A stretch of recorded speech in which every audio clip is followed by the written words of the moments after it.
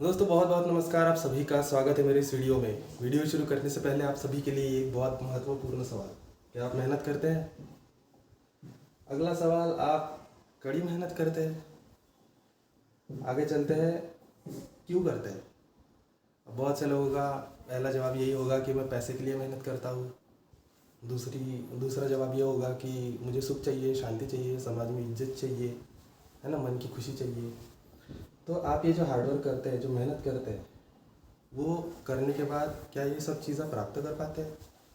देखा जाए तो मंदिर के बाहर का भिखारी और एक बहुत बड़ा लैंडलॉर्ड भी मेहनत करता है, पर ये दोनों भी कुछ कुछ कारणवश ये चीज़ें प्राप्त नहीं कर पाते। इस बात पर ही डिस्कशन इस वीडियो में करेंगे। मैं आप सभी से निवेदन करता हूँ कि इस वीडियो को मोटिवेशनल वीडियो के नज़रिए से न देखते हुए एक माइंड प्रोग्रामिंग वीडियो के नज़रिए से देखिए। अगर आपको अच्छा लगता है तो इस वीडियो को आप लाइक कर सकते हैं, बहुत सारा प्यार बरसा सकते हैं और नए लोगों तक पहुंचा सकते हैं। ज़्यादा समय न गवाते हुए हम वीडियो की तरफ चलते हैं। मेरा नाम वेदांत और आप सभी का मैं दिल से स्वागत करता हूं मेरे इस यूट्यूब चैनल के नए और शानदार वीडियो में। तो दोस्तों, जैसा कि हमने अभी देखा कि मेहनत अगर हम करेंगे तो भी अगर हमें ये सब चीज़ें प्राप्त नहीं हो सकती, तो क्या हम मेहनत हम बंद कर देनी चाहिए?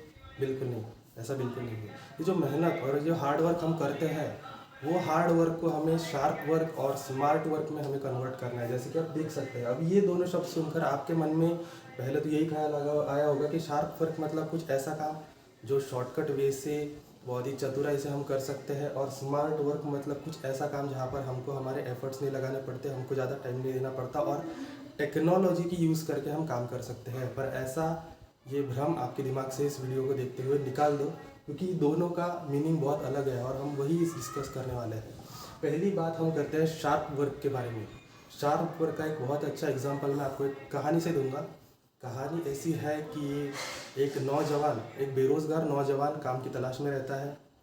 उसे बहुत प्रयास करने के बाद एक काम मिल जाता है और काम वो होता है कि जंगल में जाकर उसको पेड़ काटने होते हैं, और वो काम उसके इंसेंटिव पर डिपेंड करता है। मतलब वो जितना ज़्यादा पेड़ काटेगा तो वो मालिक उसको उतना पेमेंट देगा।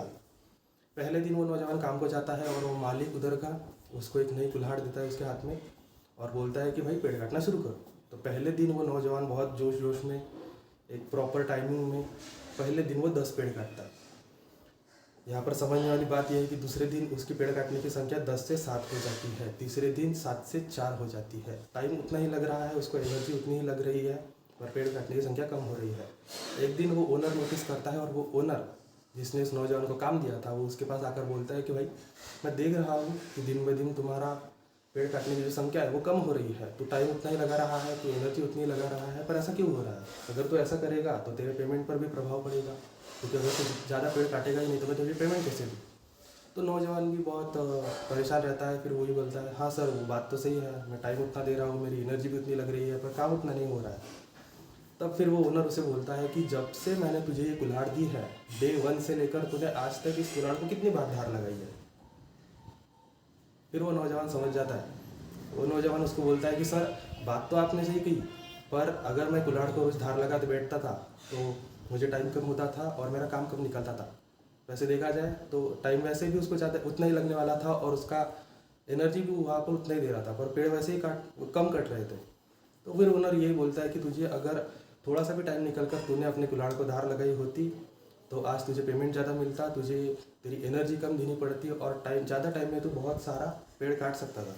अब इस कहानी से हमें यही समझ में आता है कि हमें अपने पास जो कुल्हाड़ है उस कुल्हाड़ को हमें धार लगाने की है।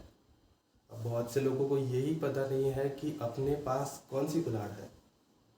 कुल्हाड़ है तो उसको धार कैसे लगाए?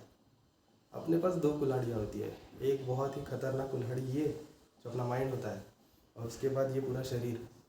इस दोनों कुल्हाड़ को धार लगाने का काम अपना है, और डे टू डे लाइफ में 12 महीने में हमें बहुत बार इस कुल्हाड़ को धार लगाना पड़ता है, तब जाके हम अपने मंजिल तक, अपने मकसद तक पहुंच सकते हैं। तो आप अभी खुद से पूछिए कि आप शार्प वर्क कर रहे हैं या हार्ड वर्क कर रहे हैं। शार्प वर्क, हमारी जो शरीर की कुल्हाड़ी होती है उसको हमें कैसे धार लगाना है वो अभी समझेंगे। पहली बात आती है फिटनेस। एक्सरसाइज करें, प्रोटीन विटामिन से भरा भोजन करें, जितना ज़्यादा हो सके उतना आराम करें। हाँ, अच्छे विचार अपने मन में रखिए, पॉजिटिव विचार रखिए, एक्सरसाइज करें, फिटनेस पे ध्यान दें, जिम करें। ऐसी बहुत सी बातें होती है। अगर हम अपने शरीर की कुल्हाड़ी को धार लगाएंगे तो पूरे जीवन भर हमें ये कुल्हाड़ साथ देगी और ज़्यादा काम हम इस शरीर से कर पाएंगे, इस कुल्हाड़ से कर पाएंगे। और हमारा पाथ जो है, हमारा जो रास्ता है वो क्लियर हो जाएगा। दूसरी बात आती है माइंड को हमें कैसे धार लगानी की है ना। तो माइंड को अगर धार लगानी है तो अगर आप एक आधे स्टूडेंट होंगे तो आप पर्टिकुलर सब्जेक्ट के बारे में पढ़ाई करिए, हाँ, पॉजिटिव विचार मन में रखिए। अगर आप बिजनेसमैन होंगे तो यूट्यूब सेमिनार सुनिए, मीटिंग्स ज्वाइन कीजिए, पढ़िए लिखिए, प्रॉस्पेक्ट से बात करिए, हाँ, मीटिंग में जाइए, बहुत सारे लोगों के साथ जाइए, अच्छी संगत रखिए। ऐसे ही करके आप माइंड को अपने धार लगा सकते हैं। तभी आपके शार्प बॉडी और शार्प माइंड के साथ आप काम कर सकते हैं और आपको अच्छे रिजल्ट मिल सकते हैं। वीडियो के लास्ट पॉइंट पर आते हैं जो है स्मार्ट वर्क। फिर से मैं आपको वही कहता हूँ कि स्मार्ट वर्क मतलब टेक्नोलॉजी यूज़ करके, एफर्ट कम डाल के, अपना टाइम ना डाल के, अपनी एनर्जी न लगाते हुए किया हुआ काम वो स्मार्ट वर्क नहीं है। इस वीडियो में स्मार्ट वर्क का मीनिंग है कि सही दिशा पर अपना सही मेथड यूज़ करके चलना, वही है स्मार्ट वर्क। हमने बहुत सी बातें सीख ली, हमें शरीर को धार कैसे लगाने की है, फिटनेस से रिलेटेड। फिर हमें माइंड को अपने धार कैसे लगानी है, अच्छी संगत में रहिए, है ना, अच्छा नॉलेज दीजिए, पॉजिटिव विचार रखिए, आराम वगैरह कीजिए, बहुत सी बातें। फिर आता है स्मार्ट वर्क, सही दिशा चुनकर कीजिए। हम सभी लोगों का एक बहुत बड़ा प्रॉब्लम यही होता है कि लोगों को अपना गोल ही पता नहीं होता है ना। चाल चलाओ लाइफ चल रही है। वैसे देखा जाए तो एक लैंडलॉर्ड में और एक मिडिल क्लास आदमी में फ़र्क तो कुछ नहीं है। फ़र्क सिर्फ ये है कि मिडिल क्लास आदमी अपनी सिर्फ नीड्स, अपनी जो नीड है वो पूरी कर पाता है, और एक हाई क्लास आदमी अपनी नीड के साथ साथ अपने ड्रीम्स भी पूरे कर पाता है। बताया जाए तो एक एग्जाम्पल मैं आपको दूंगा। अगर हमें सफ़र करना है, अगर हमें ट्रेन से सफ़र करना है और अगर हम एक आधे ट्रेन में चढ़ गए, तो अगर हमें पता ही नहीं है कि हमारा डेस्टिनेशन क्या है, हाँ, हम कौन से ट्रेन में चढ़े हैं, तो एक तो वो सफ़र करने वाला आदमी मतलब हम एक तो वेल्ले होंगे या फिर हम पागल होंगे, तो ही हम इस ट्रेन पे चढ़ेंगे।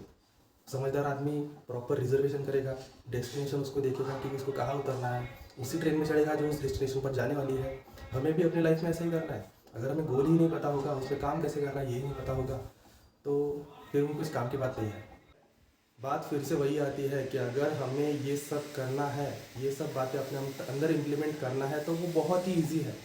बहुत से लोग जिनको इस सब बातों का बहुत बड़ा तजुर्बा है, जिन्होंने अपने माइंड पर बहुत ज़्यादा काम किया है, अपने शरीर पर बहुत ज़्यादा काम किया है, एक गोल फिक्स करके एक सही दिशा चुनकर उस ट्रैक पर चले हैं और अपने मुकाम को हासिल किया है, वो खुद लोग ये कहते हैं कि अगर हम खुद डिसाइड करके ये बातें अपने अंदर इम्प्लीमेंट करेंगे, अगर हमारे माइंड को हमें शार्प करना है, तो अगर हम पढ़ लिख के, लोगों से बात करके, मीटिंग सुन के, वेबिनार सुन के, या फिर पर्टिकुलर सब्जेक्ट की पढ़ाई करके अगर हम काम करेंगे, या फिर अगर हमें फिटनेस पर ध्यान देना है तो हम अच्छी एक्सरसाइज करके, हाँ, आराम करके, प्रोटीन्स लेके, विटामिन भरा भोजन करके अगर हम ये सब बातें करेंगे, तो ध्यान से सुनिए, 1 महीने में हमें खुद में रिजल्ट दिखेंगे, और 3 महीने के बाद हमारे जो सराउंडिंग के लोग होते हैं उनको अपने अंदर चेंजेस दिखेंगे।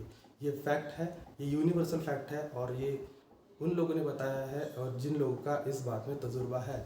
यही बात बोल के मैं यहाँ पे वीडियो एंड करता हूँ। मैं आशा करता हूँ कि आपने वीडियो अच्छी तरीके से सुना होगा।